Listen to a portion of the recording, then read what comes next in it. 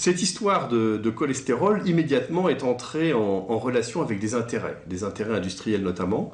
D'une part, et surtout au début de l'industrie agroalimentaire, qui s'est mis à sélectionner et à promouvoir des aliments qui allaient dans le sens des recommandations d'Anselkis, qui justement disait il faut manger moins gras, il faut faire... Donc il y a eu une véritable convergence d'intérêts entre l'industrie agroalimentaire et ce qu'on appelait à ce moment-là déjà les prohibitionnistes du cholestérol, ceux qui voulaient absolument considérer le cholestérol comme l'ennemi public numéro un. Et donc là, l'industrie va trouver le moyen de stabiliser ces graisses polyinsaturées, ces graisses végétales, pour en faire des matières qui vont être stables, comme du beurre, mais qui vont être moins chères que du beurre et qui vont avoir cet argument qu'elles sont faites à partir de matières graisses végétales. Donc on va avoir à ce moment-là des graisses polyinsaturées, mais on va les hydrogéner.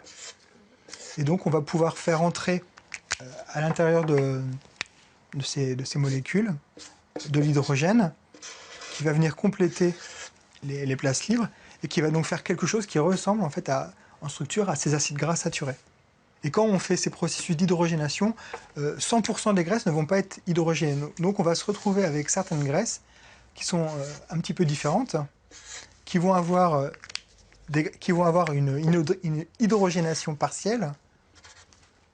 Et ces graisses donc, ne vont pas être, vont avoir un nouveau nom, on va appeler ces graisses-là des graisses trans. Donc des acides gras trans. Comment passe-t-on de l'huile liquide extraite des graines à une matière grasse solide comme l'est le beurre?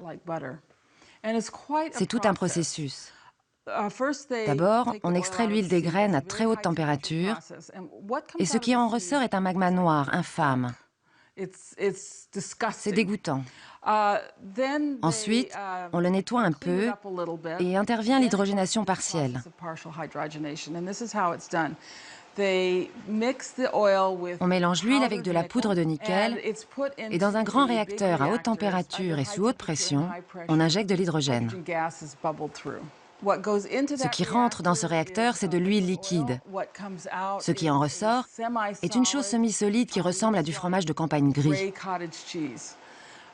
Il faut le nettoyer, puis ajouter des émulsifiants pour enlever les grumeaux. Puis c'est passé à la vapeur pour le débarrasser de l'odeur terrible. Ce truc est horrible. Et puis c'est blanchi pour enlever la couleur grise.